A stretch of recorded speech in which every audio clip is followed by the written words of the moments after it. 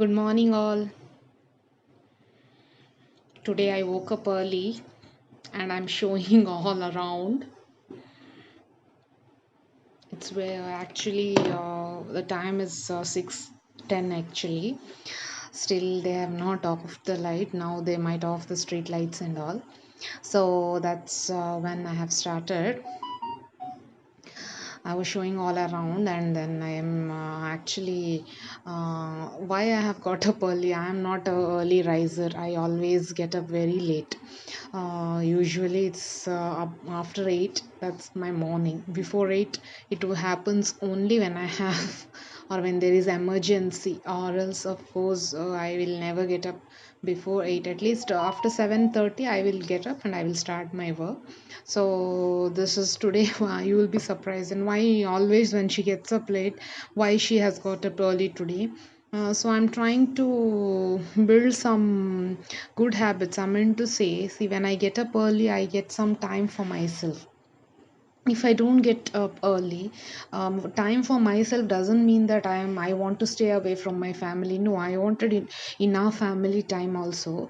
But the thing is, when I'm with my family, I'm basically when it comes for professional life or personal life or household life. Anyway, the planning is very important. So I don't get time for planning. Mean to say, as if I wake up late, I just don't prepare any. Sorry, I cannot prepare what I wanted, or I cannot plan my day accordingly. And maybe if I have to work out, so that I'll not get enough time. And some dishes which I have to try, I have to feed my family. That is not going to happen. Okay, I get up late, so what I do, whatever I get, I will just prepare it. I mean to say, which is going to, which can be prepared very soon. I'll prepare and serve. And of course, deep cleaning or anything, we cannot have. It cannot happen that soon. So that's why people like me might rely on maids, house helpers, I mean. So right now this is not the time to take help from outsiders, as well as not safe to call them into our house also, because they also will have their family. So it's not a good time to call them, as well as it's not right for us to step out as for all the things. So it's like, now as much as possible, it is better to cook inside the house and then consume everything. So that's why I have started that, like, let me discipline my life. So I have got up. And the second reason is, we have waste management in our society. So our garbage people, collection people will come at 8. So what I feel is, by then if I finish my 50 to 60% of household chores, like basic things, so I can just clean my dustbin as soon as I clean my give my garbages to them. That's why that is also one of the important work. So this, since I'm in a metropolitan city, this is the Also, here routine actually actually here. I have started my vlog recently. Like, I have just uploaded three videos. And basically I am in very interested only in my daily vlogs. So I cook very well, because I have the people who tried my dishes told me that of course you cook very well. And I have other hobbies as well. Right now, since it is my daily vlog, I'm not particularly concentrating only on cooking or only on beauty. So whichever is fine for me. I meant to say, when it comes into the routine, I am showing it to you. But still, I am not able to get any subscribers. Please do comment. The people who are seeing my videos, please do comment as what are you expecting, what changes you want in my videos. Or if you like, please subscribe. Please help me by subscribing and by commenting and telling me like what changes should be done. See, as I initially mentioned in my first vlog, we have to you have to help me, and together we both can grow. Because when you help and I share my details, that's like we everyone goes. So help me to grow along with you. No, I'm not telling only financially. This is also one case. As well as, see, this is my badminton court which I'm showing you. Before lockdown, actually, we were playing a lot there, but we didn't even have break at all. So now, because of lockdown, we couldn't do, we not even lockdown actually, because of the COVID cases for our safety we have actually restricted all the amenities in my society. So that's my tulsi. Actually before doing puja for it, I actually have to clean that area because it's an open balcony, right? So I'm trying to clean that area and then I will catch you up. So that's why I wanted to tell this to you people. So once I clean up, I will see you with other works. ನಾನು ಈ ಥರನೇ ನೀರಿಗೆ ಸ್ವಲ್ಪ Dettol ಅಥವಾ Lysol ಹಾಕಿಬಿಟ್ಟು ಬಾಲ್ಕನಿನ daily clean ಮಾಡ್ತೀನಿ. Because ಅದು open area ಅಲ್ವಾ, ಡಸ್ಟ್ ಡೈಲಿ ಆಗುತ್ತೆ. ಸೊ ನಾವು ಅಲ್ಲಿ ಯೂಸ್ ಮಾಡುವಾಗ ನಮಗೆ ಹಾರ್ಮ್ ಆಗಬಾರ್ದಲ್ಲ, ಅದಕ್ಕೆ. ಆಮೇಲೆ ಮನೆಯೆಲ್ಲ ಇಡೀ ಮನೇನೂ ಆ ಥರನೇ ತೊಳಿತೀನಿ. ನೆಕ್ಸ್ಟ್ ನೀವು ನೋಡ್ತೀರಾ. ಬಟ್ ಮನೇನ ಅಟ್ಲೀಸ್ಟ್ ವಾರದಲ್ಲಿ 1 ಸಲ ಅಥವಾ 2 ಸಲ, ಬಟ್ ಬಾಲ್ಕನಿನ ಡೈಲಿ ಹಾಗೇ. ಸೊ ನೀವು ಯಾವ ಥರ ಬಿಕಾಸ್ ಇದು ಇಂಪಾರ್ಟೆಂಟ್ ಮನೇನ ಕ್ಲೀನ್ ಮಾಡೋದು. ಏನಕ್ಕಂದರೆ ಇದಿಲ್ವಾ, ಇದು ಕೊರೋನಾ ಟೈಮಲ್ಲಿ ಯಾರೆಲ್ಲ ಮನೆಗೆ ಬಂದಿರ್ತಾರೋ ಏನೋ, ಬೇಸಿಕಲಿ ನಾವು ಹೇಗೂ ಮಾಡಬೇಕಲ್ವಾ ಕ್ಲೀನ್. ಸೊ ಅವಾಗ ಇದು ಮಾಡಿದ್ರೆ ನಮಗೆ ಈಸಿ. ಸೊ ಇದು ನಾನು ಈ ಕೆಲಸ ಮಾಡ್ತಾ ಇರ್ತೀನಿ. ನೀವು ರಾಗಿ ಬ್ಯಾಟರ್ ದೋಸೆ ಮತ್ತು ಗಂಜಿದನ್ನು ನೋಡ್ಕೊಂಡು ಬನ್ನಿ. How are you all? Today I'm starting my video at night. Actually, I am planning to prepare one recipe using ragi. I think you all know about it, but still I'm trying to do it in my way. So this way, see, this is what recipe I'm going to prepare. In this, you can make at least more than 4 to 5 varieties of bread. So ಇಲ್ಲಿ ನೋಡಿ, ನಾನು ಬೇಗ ಬೇಗ fast forward ಮಾಡಿದ್ದೀನಿ. ಬೇಗ ಬೇಗ ನಿಮ್ಗೆ wash ಮಾಡೋದನ್ನು ತೋರಿಸ್ತಾ ಇದ್ದೀನಿ. ಆ್ಯಕ್ಚುಲಿ ನನಗೆ ತುಂಬ ಟೈಮ್ ತಗೊಳ್ತು, ಬಟ್ ಇದು ವಿಡಿಯೋ ಲೆಂತಿ ಆಗುತ್ತಲ್ವ, ಅದಕ್ಕೆ ನಾನು ಅದನ್ನು ಬೇಗ ಬೇಗ ಮಾಡ್ತಾ ಇದ್ದೀನಿ.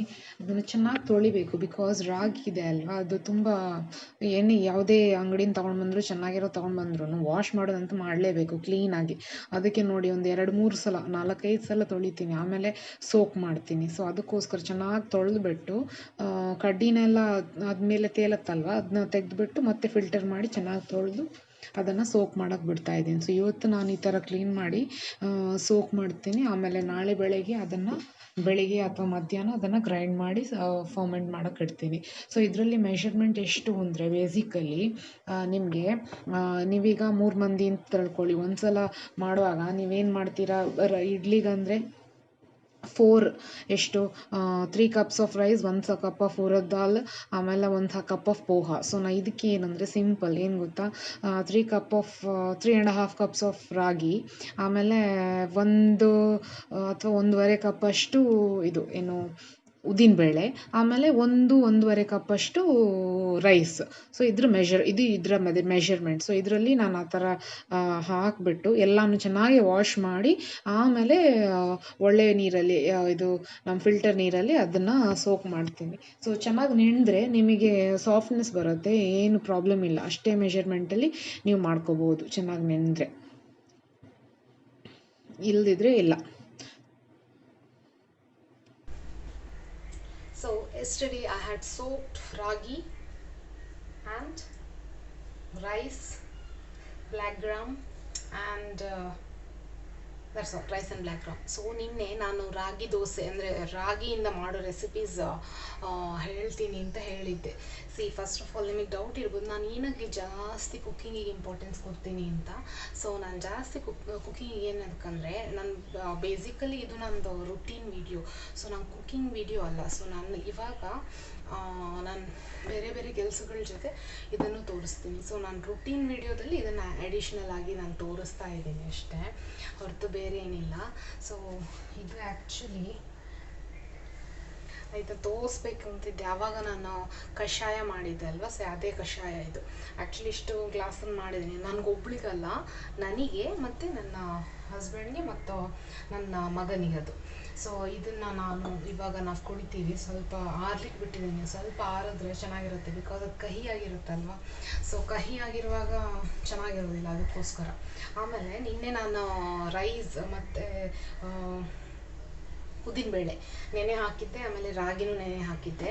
ಸೊ ನಾನು ಹೇಳಿದ್ದೆ ಎಲ್ರಿಗೂ ಲೈಕ್ ನಾಳೆ ನಾನು ತೋರಿಸ್ತೀನಿ ಅಂತ. ಸೊ ಇವಾಗ ನಾನು ಬ್ಯಾಟರ್ನ ಗ್ರೈಂಡ್ ಮಾಡಿಬಿಟ್ಟು ಫರ್ಮೆಂಟೇಷನ್ಸ್ಗೆ ಏನು ಬೇಕು ಅಂತ ಮಾಡ್ತೀನಿ. ಪ್ಲಸ್ ಇದರಲ್ಲಿ ನಾನು ನಿನ್ನೆ ಮೆಷರ್ಮೆಂಟ್ ಹೇಳಿದೆ, ಸ್ವಲ್ಪ ನಾನು ಮಿಸ್ಟೇಕ್ ಮಾಡಿದೆ ಆ್ಯಕ್ಚುಲಿ ಹೇಳುವಾಗ. ಬಿಕಾಸ್ ನಾನು ಇದಕ್ಕೆ 6 ಗ್ಲಾಸ್ ತೊಗೊಂಡಿದ್ದೀನಿ.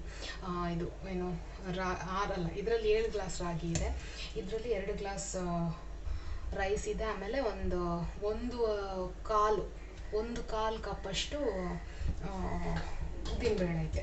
ಸೊ ನೋಡಿ, ಇದು ಕಪ್ ನಾನು ತೊಗೊಂಡಿದ್ದೀನಿ. ಸೊ ನನ್ನ ಮನೆಗೆ ನಾವು 3 ಇರೋದು ನಮ್ಮ ಮನೇಲಿ. ಓಕೆ, ಸೊ ನಾವು ಮೆಜಾರಿಟಿ ಇವಾಗ ದೋಸೆ ಆದರೂ ಏನಾದ್ರೂ ನಾನು 3 ತಿಂತೀನಿ, ನನ್ನ ಹಸ್ಬೆಂಡ್ 3 ತಿಂತಾರೆ, ಆಮೇಲೆ ನನ್ನ ಮಗ ಜಸ್ಟ್ 2 ತಿಂತಾನೆ.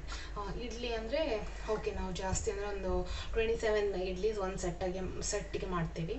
ಸೊ ಅವಾಗ ನಮಗೆ ಇಷ್ಟು ಬ್ಯಾಟರ್, ಇವಾಗ ಇದು ಮಾಡಿರೋ ಬ್ಯಾಟರ್ ನನಗೆ ಆ್ಯಕ್ಚುಲಿ ಒಂದು 4 ಬ್ರೇಕ್ ಟೈಮಿಗೆ ತಿನ್ನೋದಕ್ಕೆ ಸರಿ ಆಗುತ್ತೆ. 4 ಟೈಮ್ಗಂದರೆ ಇವಾಗ ನಾನು ಇಡ್ಲಿ ಮಾಡಿದ್ರೆ 4 ಟೈಮಿಗೆ ಸೂಟ್ ಆಗೋದಿಲ್ಲ. ಇಡ್ಲಿ ಮಾಡಿದ್ರೆ 2 ಸಲ ಇಡ್ಲಿ ಮಾಡಿದ್ರೆ ಅದು ಮುಗ್ದೋಗ್ಬಿಡುತ್ತೆ, ಆಮೇಲೆ ಒಂದು ಸ್ವಲ್ಪ ಉಳಿದ್ಬಿಡುತ್ತೆ, ಅದ್ರಲ್ಲಿ ನಾನು ದೋಸೆ ಮಾಡ್ಬೋದು. ಸೊ ನಾನು ಏನಕ್ಕೆ ಇದನ್ನು ಎಕ್ಸ್ಪ್ಲೇನ್ ಮಾಡ್ತಾ ಇದ್ದೀನಿ ಅಂದರೆ, ಸೊ ನಿಮಗೆ ಇವಾಗ ಎಲ್ಲರೂ ಇವಾಗ ಲಾಕ್ಡೌನ್ ಅಥವಾ ಏನಾದರೂ ಆಗಲಿ, ಲಾಕ್ಡೌನ್ ಇರೋದ್ರಿಂದಲೇ ಆ್ಯಕ್ಚುಲಿ ನಮಗೆ ಮೆಜಾರಿಟಿ ಹೆಲ್ಪ್ ಇರೋದಿಲ್ಲ. ಬೇರೆ ಟೈಮಲ್ಲೆಲ್ಲ ನಮಗೆ ಹೆಲ್ಪ್ ಸಿಗುತ್ತೆ, ಲಾಕ್ಡೌನ್ ಟೈಮಲ್ಲಿ ನಮಗೆ ಹೆಲ್ಪ್ ಸಿಗೋದಿಲ್ಲ. ಆಮೇಲೆ ಈ ಸೆಕೆಗಾಲದಲ್ಲಿ ಇದು ಚೆನ್ನಾಗಿರುತ್ತೆ ಅಂತ ನಾನು ಹೇಳ್ತಾ ಇರೋದು. ಇವಾಗ ಸೊ ನಾನು ಇದನ್ನು ಹೈಲೈಟ್ ಮಾಡಿ ಅದಕ್ಕೆ ಎಕ್ಸ್ಪ್ಲೇನ್ ಮಾಡ್ತಾ ಇರೋದು. ಸೊ ನಾನು ಇವಾಗ ಇದರಲ್ಲಿ ನಿನ್ನೆ ಹೇಳಿದಾಗ 8 ಅಂತ ಹೇಳಿದ್ದೆ, ನಾನು ಆ್ಯಕ್ಚುಲಿ ಹಾಗಲ್ಲ. ಪ್ರಪೋರ್ಷನ್ ಹೇಗಂದರೆ 3 ಗ್ಲಾಸ್ ರಾಗಿ ಅಂದರೆ 1 ಕಪ್ ರೈಸ್, ಆಮೇಲೆ 1 ಕಪ್ಪು ಉದ್ದಿನಬೇಳೆ. ಸೊ ಇದರ ಪ್ರಪೋರ್ಷನಲ್ಲಿ ಹಾಕಿದ್ರೆ ನಿಮಗೆ ಪರ್ಫೆಕ್ಷನ್ ದೋಸೆ ಇಡ್ಲಿ ಎಲ್ಲನೂ ಪರ್ಫೆಕ್ಟ್ ಆಗುತ್ತೆ. ನೀವು ಇದಕ್ಕೇನು ಇದು ಅವಲಕ್ಕಿ ಇದೆ ಅಲ್ವಾ, ಯೂಶ್ವಲಿ ನಾನು ಇಡ್ಲಿ ಮಾಡುವಾಗ ಅವಲಕ್ಕಿ ಹಾಕ್ತೀನಿ, ಇದಕ್ಕೆ ಹಾಕೋಕೆ ನೆಸೆಸಿಟಿ ಇಲ್ಲ, ಪರ್ಫೆಕ್ಟ್ ಆಗುತ್ತೆ, ಸಾಫ್ಟ್ ಆಗುತ್ತೆ, ಚೆನ್ನಾಗಾಗುತ್ತೆ. ಫರ್ಮೆಂಟ್ ಸ್ವಲ್ಪ ಟೈಮ್ ತಗೊಟ್ರೆ ಚೆನ್ನಾಗಾಗುತ್ತೆ. ಸೊ ಇಲ್ಲಿ ನಾನು ಎಷ್ಟು ಹಾಕಿದ್ದೀನಿ ಅಂದರೆ 7 ಕಪ್ ರಾಗಿ ಕಪ್ಪಲ್ಲಿ ಹಾಕಿದ್ದೀನಿ. ಏನಕ್ಕಂದರೆ 1 ಕಪ್ಪನ್ನು ನಾನು ತೆಗೆದು ಬಿಡ್ತೀನಿ. ಏನಕ್ಕೆ, ನಾನು ಅದರಲ್ಲಿ ಇನ್ನೊಂದು ರೆಸಿಪಿ ಮಾಡ್ತೀನಿ ಅದಕ್ಕೋಸ್ಕರ. ಸೊ ಇವಾಗ ನಾನು ಫಸ್ಟಿಗೆ ರಾಗಿ ಗ್ರೈಂಡ್ ಮಾಡ್ತೀನಿ, ಬರೀ ರಾಗಿ. ನಾನು ಹೇಳಿದೆ 1 ಕಪ್ ನಾನು ಸಪ್ರೇಟಾಗಿ ಎತ್ತಿಡ್ತೀನಿ. ಏನಕ್ಕೆ ಅಂದರೆ ನಂಗೆ ಅದರಲ್ಲಿ ಬೇರೆ ರೆಸಿಪೀಸ್ ಇದೆ. ಇವಾಗ ನಾವು ರಾಗಿ ಗಂಜಿ ಎಲ್ಲ ಮಾಡ್ತೀವಲ್ಲ, ಸೊ ರಾಗಿ ಗಂಜಿಗೆ ನೀವು ಹೆಂಗೆ ಮಾಡ್ತೀರಾ, ಡೈರೆಕ್ಟಾಗಿ ನೀರಿಗೆ ರಾಗಿ ಪುಡಿ ಹಾಕ್ಬಿಟ್ಟು ಮಾಡ್ತೀರಾ. ನಾನು ಏನು ಮಾಡ್ತೀನಿ, ರಾಗಿನ ಗ್ರೈಂಡ್ ಮಾಡಿಬಿಟ್ಟು ಅದನ್ನು ಗ್ಯಾಸಲ್ಲಿ ಸ್ವಲ್ಪ ಹೀಟ್ ಮಾಡಿಬಿಟ್ಟು ಅದನ್ನು ಫ್ರಿಜ್ಜಲ್ಲಿ ಇಡ್ತೀನಿ. ಬೇಕಾದಂಗೆ ಸ್ವಲ್ಪನೇ ತೊಗೊಂಡು ಅದನ್ನು ನಾನು ಮೊಸರು ಜೊತೆ ಯೂಸ್ ಮಾಡಿಬಿಟ್ಟು ನೀರು ಮಾಡಿಬಿಟ್ಟು ಅದಕ್ಕೆ ಆನಿಯನ್ ಎಲ್ಲ ಹಾಕಿಬಿಟ್ಟು ಗ್ರೈಂಡ್ ಮಾಡ್ತೀನಿ. ಸೊ ಇವಾಗ ನಾನು ಬೇಸಿಕ್ ನೆಸೆಸಿಟಿ, ನಾನು ಫ್ರಿಜ್ಜಲ್ಲಿ ಅದು ಗ್ರೈಂಡ್ ಮಾಡಿಬಿಟ್ಟು ಇಡೋದಕ್ಕೆ ಏನು ಬೇಕು ನಮ್ಮ ರಾಗಿ ಗಂಜಿಗೆ ಅದನ್ನು ನಾನು ತೋರಿಸ್ತಾ ಇದ್ದೀನಿ. ಪ್ಲಸ್ ರಾಗಿ ಬ್ಯಾಟರ್ ಇದೆಯಲ್ಲ ಅದೇನು ಬೇಕು ಅಂತ ನಾನು ತೋರಿಸ್ತಾ ಇದ್ದೀನಿ. ಸೊ ಇದು ನೀರು, ಸ್ವಲ್ಪ ನೀರು ಹಾಕ್ಬಿಟ್ಟು ಗ್ರೈಂಡ್ ಮಾಡ್ತೀನಿ.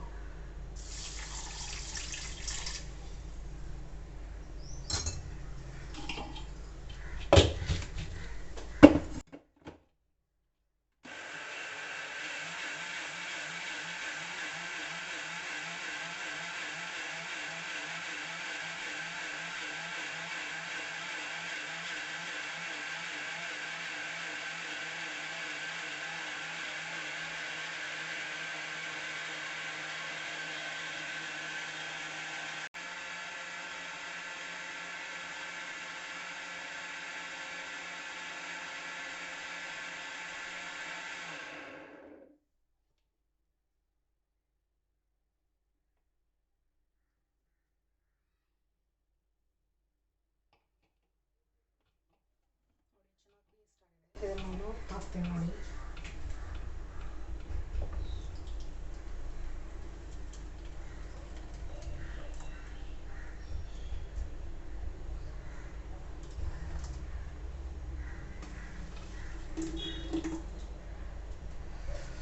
ಇನ್ನೊಂದು ಬೆಚ್ ಕಡಿತೀನಿ. ನಿಮ್ಮ ಜೊತೆ ಗ್ರೈಂಡರ್ ಇದ್ದರೆ ಬೆಸ್ಟ್ ಆ್ಯಕ್ಚುಲಿ. ಅದರಲ್ಲಿ ನಿಮಗೆ ಇವಾಗ ನಾನು ಮಿಕ್ಸಿ ಅದು ಕಡಿಯೋದ್ರಿಂದ ನಾನು ನೋಡಿ ಇವಾಗ 2 ಸಲ ಹಾಕ್ಬಿಟ್ಟು ಅದು ಮಾಡಬಹುದು. ಗ್ರೈಂಡರ್ ಅಂದರೆ ಒಂದು ಸಲನೇ ನೀವು ಹಾಕ್ಬಿಟ್ಟು ನಿಮ್ಮ ಬೇರೆ ಕೆಲಸನ ಮಾಡ್ಬೋದು. ಆ್ಯಕ್ಚುಲಿ ಅದೇ ಅಡ್ವಾಂಟೇಜ್ ಗ್ರೈಂಡರ್ ಇದ್ದರೆ ತುಂಬ ಚೆನ್ನಾಗಾಗುತ್ತೆ. ಬಟ್ ಈ ಮಿಕ್ಸಿ ನನಗೆ ಚೆನ್ನಾಗಿದೆ. ಈ ಮಿಕ್ಸಿ ನನಗೇನು ಪ್ರಾಬ್ಲಮ್ ಇಲ್ಲ, ಅದಕ್ಕೋಸ್ಕರ ನಾನೇನು ಆಪ್ಷನ್ಸ್ ಚೂಸ್ ಮಾಡ್ತಾ ಇಲ್ಲ ತಗೊಳ್ಳೋದು. ಬೇರೆ ಇರೋದಿದ್ರೆ ನಾನು ಗ್ರೈಂಡರ್ ಆಪ್ಷನ್ಸ್ ಚೂಸ್ ಮಾಡಬೇಕು ಬೇರೆ.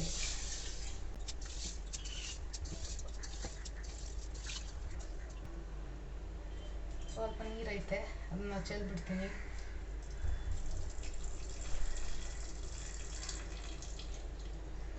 ಆಮೇಲೆ ಇದನ್ನ ಇದಕ್ಕೆ ಹಾಕ್ತೀನಿ.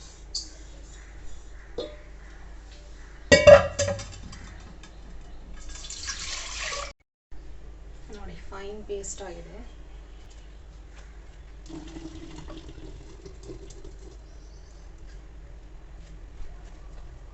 ಇವಾಗ ನನಗೇನು ಬೇಕು ಅಂದರೆ, ನನಗೆ ಇದಕ್ಕೆ ಇಷ್ಟು ತಿಕ್ ಬೇಡ, ಏನಕ್ಕೆ ರಾಗಿ ಗಂಜಿ ಇಷ್ಟು ತಿಕ್ ಬೇಡ, ಅದು ಸ್ವಲ್ಪ ನೀರು ಮಾಡಬೇಕು. ಸೊ ಇವಾಗ ನಾನು ಏನು ಮಾಡ್ತೀನಿ ನೋಡಿ, ಈ ನೀರನ್ನ ಇದಕ್ಕೆ ಹಾಕ್ಬಿಟ್ಟು ಮಿಕ್ಸಿಗೆ ಹಾಕ್ಬಿಟ್ಟು ತೊಳೆದ ನೀರನ್ನ ಇದಕ್ಕೆ ಯೂಸ್ ಮಾಡ್ಕೊತೀನಿ ಅಷ್ಟೇ.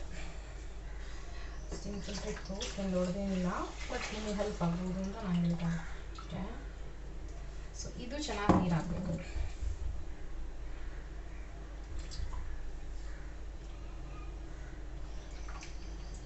ಇದೀಗ ಇರಲಿ, ಇದನ್ನ ನಾನು ಸ್ಟವ್ಗೆ ಹಾಕಬೇಕು. ಅದ್ರ ಮುಂಚೆ ನಾನು ಇದನ್ನು ಗ್ರೈಂಡ್ ಮಾಡ್ಕೊತೀನಿ. ಇದು ಫೈನಲ್ ಗ್ರೈಂಡಿಂಗ್. ಇದು ತುಂಬ ಚೆನ್ನಾಗಿ ಪೇಸ್ಟ್ ಆಗಬೇಕಿತ್ತು. ಗಟ್ಟಿಗೆ ಮಾಡ್ಕೊಳ್ಳಿ, ಮತ್ತು ನೀವು ಏನು ಇಡ್ಲಿ ಅಥವಾ ದೋಸೆ ಮಾಡುವಾಗ ಇವತ್ತು ಮಾಡ್ಬೋದು. ಸೊ ಇದರಲ್ಲಿ ಬೇಸಿಕಲಿ ನಾನು ಹೇಳ್ತೀನಿ ಶೋರಾಗಿ, ಇವಾಗ 3 ರೆಸಿಪಿ ಅಂತೂ ಮಾಡೋ.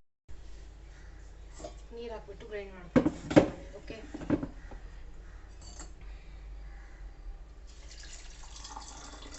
ಆಮೇಲೆ ಇಡ್ತೀನಿ. ಇವಾಗ ನೋಡಿ ರೈಸ್ ಬ್ಯಾಟರ್ ಗ್ರೈಂಡ್ ಆಗಿದೆ. ಇವಾಗ ನೋಡಿ ನಿಮಗೆ ಕಾಣಿಸ್ತಾ ಇದೆಯಲ್ವ, ನಾನು ಆವಾಗ ಸ್ವಲ್ಪ ರಾಗಿ ಗಂಜಿಗೆ ಅಂತ ಎತ್ಕೊಂಡ್ಬಿಟ್ಟಿದ್ದೆ. ಅದನ್ನು ಸ್ವಲ್ಪ ನೀರು ಹಾಕ್ಬಿಟ್ಟು ಮಿಕ್ಸಿ ತೊಳೆದಿರೋ ನೀರನ್ನು ಹಾಕ್ಬಿಟ್ಟು ಕಲಸಿಟ್ಟಿದ್ದೆ. ಸೊ ಅದನ್ನೇ ನಾನು ಇವಾಗ ಗ್ಯಾಸ್ಗೆ ಹಾಕಿಟ್ಟಿದ್ದೀನಿ. ಸೊ ನೀವು ಯೋಚನೆ ಮಾಡ್ತಾ ಇರ್ಬೋದು, ಇದೇನು ರಾಗಿ ಮುದ್ದೆ ರೆಸಿಪಿನೇ ತೋರಿಸ್ತಾ ಇದ್ದಾರೆ, ಇದರಲ್ಲಿ ಹೊಸ್ತೇನಿದೆ ಅಂತ. ಸೊ ನಾನೇನು, ಇದು ಆ್ಯಕ್ಚುಲಿ ರಾಗಿ ಮುದ್ದೆಗೆ ಮಾಡೋಕ್ಕಲ್ಲ, ಇದು ಆ್ಯಕ್ಚುಲಿ ಏನು ಗೊತ್ತಾ, ರಾಗಿ ಗಂಜಿ ಮಾಡೋದಕ್ಕೆ. ಬೇಸಿಕಲಿ ನಿಮ್ಗೆ ಏನಾಗುತ್ತೆ ಅಂದರೆ, ಸೆಕೆಗಾಲ, ಇದು ತುಂಬ ಸೆಕೆ ಅಲ್ವಾ ಇವಾಗ. ಸೊ ಈ ಸೆಕೆಗಾಲದಲ್ಲಿ ನಿಮಗೆ ಕೂಲೆಂಟ್ ಥರ ಇದನ್ನೇ ಯೂಸ್ ಮಾಡ್ಬೋದು. ನೀವು ಇದನ್ನೇನು ಮಾಡ್ತೀರಾ, ಇವಾಗ ಚೆನ್ನಾಗಿ ಕುದಿಸ್ಬಿಟ್ಟು ಇದು ಆ್ಯಕ್ಚುಲಿ ಬೇಯಬೇಕು ಅಷ್ಟೇ. ಬೆಂದ ಮೇಲೇ ನೀವು ಇಳಿಸ್ಬೇಕು. ಸ್ವಲ್ಪ ಹಾಫ್ ಅಂದರೆ ಅರ್ಧ ಬೆಂದ ಮೇಲೆ ನೀವು ತೆಗಿಯೋದು ಅದೆಲ್ಲ ಮಾಡಿದ್ರೆ ನೀವು ಸ್ಟೋರ್ ಮಾಡುವಾಗ ಪ್ರಾಬ್ಲಮ್ ಆಗುತ್ತೆ. ಸ್ಟೋರ್ ಮಾಡುವಾಗ ಅದು ಟೇಸ್ಟ್, ಫ್ರಿಜ್ಜಲ್ಲಿ ಇಡ್ತೀವಲ್ಲ, ಟೇಸ್ಟ್ ಚೇಂಜ್ ಆಗಿಬಿಡತ್ತೆ. ಸೊ ಅದು ಚೆನ್ನಾಗಿರೋದಿಲ್ಲ. ನೀವು ಫುಲ್ ಚೆನ್ನಾಗೇ ರಾಗಿ ಮುದ್ದೆ ಇದು ರಾಗಿ ಮುದ್ದೆನ ಎಷ್ಟು ಹೊತ್ತು ಬೇಯಿಸ್ತೀರಾ ಅಷ್ಟೇ ಹೊತ್ತು ಬೇಯಿಸ್ಬೇಕು. ಆದರೆ ರಾಗಿ ಮುದ್ದೆ ನಾವು ಬೇಯಿಸೋದು ಬೇಗ ಬೆಂದ್ಬಿಡತ್ತೆ. ಆದರೆ ನೀವು ಅದು ಆ ಕನ್ಸಿಸ್ಟೆನ್ಸಿ ಬರೋ ತನಕ ನೀವು ಅದನ್ನ ಬೇಯಿಸ್ತೀರ. ಬಟ್ ಇದು ಅಷ್ಟು ಗಟ್ಟಿ ಆಗೋ ನೆಸೆಸಿಟಿ ಇಲ್ಲ, ಬಿಕಾಸ್ ಇದು ರಾಗಿ ಮುದ್ದೆ ಮಾಡೋದಲ್ಲ, ರಾಗಿ ಮುದ್ದೆ ಗಂಜಿಗೆ. ಬಟ್ ಇದನ್ನೇ ನೀವು ರಾಗಿ ಮುದ್ದೆನೂ ಮಾಡ್ಬೋದು. ಅಂದರೆ ನೀವು ಆ ಕನ್ಸಿಸ್ಟೆನ್ಸಿ ಬರೋ ತನಕ ನೀವು ಚೆನ್ನಾಗೇ ಮಿಕ್ಸ್ ಮಾಡಬೇಕು, ಚೆನ್ನಾಗಿ ಕುದಿಸ್ಬೇಕು. ಟಿಪ್ ಇದರಲ್ಲಿ ಏನು ಅಂದರೆ, ನೀವು ಕುದಿಸುವಾಗ ನಿಮಗೆ ಗೊತ್ತಾಗುತ್ತೆ, ಕಲರ್ ಚೇಂಜ್ ಆಗುತ್ತೆ, ಸ್ವಲ್ಪ ಡಾರ್ಕ್ ಕಲರ್ ಬರುತ್ತೆ. ಇನ್ ಕೇಸ್ ಅದು ಕುಕ್ ಆಗೋದಿದ್ರೆ ಅದು ಆ ಕಲರ್ ಚೇಂಜ್ ಆಗೋದಿಲ್ಲ. ಪ್ಲಸ್ ನೀವು ಟೇಸ್ಟು ನೋಡ್ಬೋದು. ಸೊ ಇದು ನಾನು ಸ್ವಲ್ಪ ಉಪ್ಪು ಸೇರಿಸ್ಬಿಟ್ಟು ಇದನ್ನ ಮಿಕ್ಸ್ ಮಾಡಿ ಗ್ಯಾಸಲ್ಲಿಟ್ಟು ಇದನ್ನು ಸ್ಟಿರ್ ಮಾಡ್ತಾ ಇದ್ದೀನಿ ತಿಕ್ಕಾಗೋದಕ್ಕೆ. ಆ್ಯಕ್ಚುಲಿ ನಾನು ತಿಕ್ಕಾಗೋದಕ್ಕೆ ಮಾಡ್ತಾ ಇಲ್ಲ, ನಾನು ಬಾಯ್ಲ್ ಆಗೋದಕ್ಕೆ ಮಾಡ್ತಾ ಇರೋದು. ಆಮೇಲೆ ನೀವೇನು ಮಾಡ್ತೀರಾ ಅಂದರೆ, ಇಷ್ಟೆಲ್ಲ ಆಗುತ್ತಲ್ವ, ಆಮೇಲೆ ಅಷ್ಟೇ, ಇನ್ನು ಇದನ್ನು ಕೆಳಗಿಳಿಸ್ಬಿಟ್ಟು ನೋಡಿ, ಇದು ಕುದೀತಾ ಇದೆ ನೋಡಿ. ನಾನು ಅದು ಕುದಿಯೋ ತನಕ, ಬಿಕಾಸ್ ನನಗೆ ಅದು ಗಟ್ಟಿ ಬೇಡ, ಅಷ್ಟು ಗಟ್ಟಿ ಬೇಡ. ಬಿಕಾಸ್ ಹೇಗೂ ನಾನು ಗಂಜಿ ಮಾಡುವಾಗ ಅದಕ್ಕೆ ಸ್ವಲ್ಪ ಕರ್ಡ್ ಮತ್ತು ನೀರು ಮಿಕ್ಸ್ ಮಾಡಿ ಸಣ್ಣ ಆನಿಯನ್ ಹಾಗೂ ಕರ್ಡ್ ಹಾಕಿ ಮಿಕ್ಸಿಲಿ ಗ್ರೈಂಡ್ ಮಾಡಿ ಯೂಸ್ ಮಾಡ್ಕೋಬೋದು ನೀವು ಅದನ್ನು. ನೋಡಿ, ಇದು ಕನ್ಸಿಸ್ಟೆನ್ಸಿ ನನಗೆ ಬೇಕಾಗಿರೋ ಕನ್ಸಿಸ್ಟೆನ್ಸಿ ಇದೆ. ಇನ್ನು ಸ್ವಲ್ಪ ಹೊತ್ತು ಬೇಯಿಸಿದ್ರೆ ಇದು ಸ್ವಲ್ಪ ಮುದ್ದೆ ಕನ್ಸಿಸ್ಟೆನ್ಸಿ ಬರುತ್ತೆ. ಸೊ ನೀವು ಮುದ್ದೆನೂ ಮಾಡಿಬಿಟ್ಟು ತಿನ್ಬೋದು. ಅದಕ್ಕೇ ಹೇಳೋದು ನಾನು, ಲೈಕ್ ಇದರಿಂದ ನೀವು ಈ ಮೆಥಡಿಂದ ನೀವು ಹೊರಗೆ ಹೋಗಬೇಕು ಅಂತೇನೂ ಇಲ್ಲ. ಮನೆಯಲ್ಲೇ ರಾಗಿನ ಜಸ್ಟ್ ತೊಗೊಂಡು ಬಂದರೆ ಆಯಿತು. ಪುಡಿ ಮಾಡೋದು ಬೇಡ. ಪೌಡ್ರಿಂದ ಸ್ವಲ್ಪ ಕಹಿ ಬರುತ್ತಲ್ಲ, ಈ ಮೆಥಡಲ್ಲಿ ಕಹಿ, ಆ ಬಿಟ್ಟರ್ನೆಸ್ ನಿಮಗೆ ಸಿಗೋದೇ ಇಲ್ಲ, ಚೆನ್ನಾಗಿರುತ್ತೆ. ಇದಾಯಿತು ಇಷ್ಟು. ಇವಾಗ ನೋಡಿ ಕನ್ಸಿಸ್ಟೆನ್ಸಿ ಆಯಿತು, ಬೆಂದ್ಬಿಡ್ತು, ಕಲರು ಚೇಂಜ್ ಆಯಿತು. ಇನ್ನು ಏನಿಲ್ಲ, ಇದನ್ನು ಹಾಗೇನೆ ಫ್ರಿಜ್ಜಲ್ಲಿ ಕೂಲ್ ಮಾಡಿಬಿಟ್ಟು ಒಂದು ಪಾತ್ರಕ್ಕೆ ಹಾಕ್ಬಿಟ್ಟು ಎತ್ತಿಟ್ಬಿಡೋದು. ಒಂದು ವಾರಗಟ್ಟಲೆ ಚೆನ್ನಾಗಿ ಯೂಸ್ ಮಾಡ್ಬೋದು ನೀವು. ಆಮೇಲೆ ಇಲ್ಲಿ ನೋಡಿ, ನಾನು ಬ್ಯಾಟರ್ ಗ್ರೈಂಡ್ ಮಾಡಿದ್ದನ್ನ ಇಲ್ಲಿ ಹಾಕಿದ್ದೀನಿ, ದೊಡ್ಡ ಪಾತ್ರದಲ್ಲೇ ಹಾಕಿದ್ದೀನಿ. ಬಿಕಾಸ್ ಫರ್ಮೆಂಟ್ ಆದಾಗ ಅದು ಕೆಳಗೆ ಬೀಳುತ್ತಲ್ಲ, ಬೇಡ ಅಂತ ದೊಡ್ಡ ಪಾತ್ರದಲ್ಲೇ ಹಾಕಿದ್ದೀನಿ. ಸೊ ಇದೊಂದು 3-4 ಬ್ರೇಕ್ಫಾಸ್ಟ್ ಆಗುತ್ತೆ ನನಗೆ.